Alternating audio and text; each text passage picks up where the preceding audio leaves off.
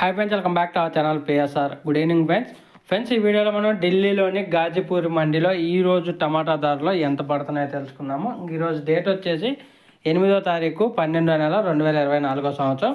ఇక్కడ ఈరోజు అయితే ఆజాద్పూర్ మండీ అయితే బంద్లో ఉంటుంది.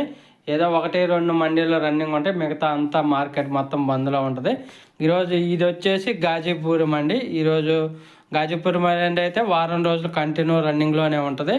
ఇంకా ధరలు చూసుకుంటే ఇక్కడ 25 కేజీల బాక్సు నాటుకాయలు వచ్చేసి 600 రూపాయలు అయితే టాప్ ధర అయితే పలికింది. 600 రూపీస్ అయితే టాప్ ధర అయితే పలికింది నాటుకాయలు, శివపూర్ నుంచి వచ్చిన కాయలు.